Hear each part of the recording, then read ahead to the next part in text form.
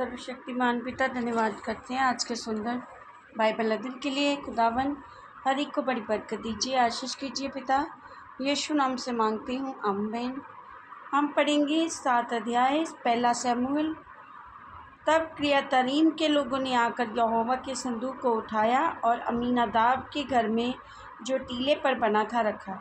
यहोवा के संदूक की रक्षा करने के लिए अमीनादाब के पुत्र एलीएज़र को पवित्र किया। न्यायी के रूप में शमूएल नबी के कार्य।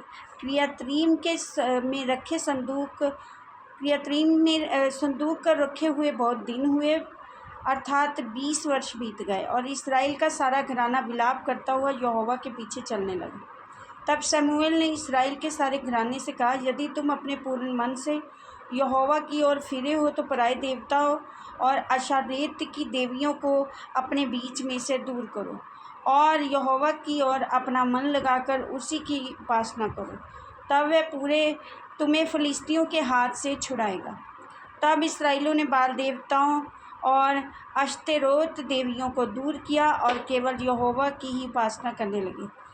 फिर शमूएल ने कहा, सब इसराइलियों को मिस्पा में इकट्ठा करो और मैं तुम्हारे लिए यहोवा से प्रार्थना करूँगा। वे मिस्पा में इकट्ठा हुए और जल भर के यहोवा के सामने उडेल दिया। उस दिन उपवास किया और वहाँ कहने लगे, हमने यहोवा के विरुद्ध पाप किया। और शमूएल ने मिस्पा में इसराइलियों का न्याय किया। जब फिलिस्तियों ने सुना कि इसराइली मिस्पा में इकट्ठे हुए हैं, तब उनके सरदारों ने इसराइलियों पर चढ़ाई की। ये सुनकर इसराइली फिलिस्तियों से भयभीत हुए और इसराइलियों ने शमूएल से कहा, हमारे लिए हमारे परमेश्वर यहोवा की दुहाई देना ना छोड़, जिससे वह हमको फिलिस्तियों के हाथ से बचाए।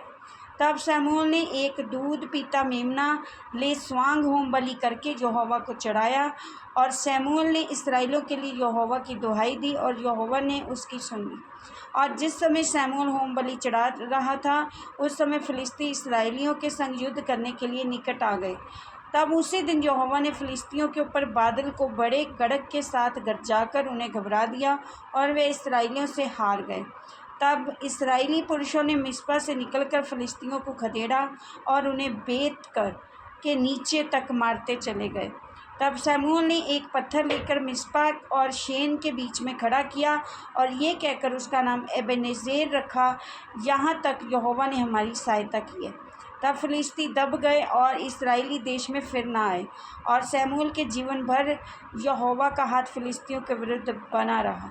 और एक्रोन और गत तक जितने नगर फिलिस्तियों ने इसराइलियों के हाथ से छीन लिए थे, वह फिर इसराइलियों के वश में आ गए, और उनका देश भी इसराइलियों ने फिलिस्तियों के हाथ से छुड़ाया, और इसराइलियों और अमोरियों के बीच में संधि हो गई।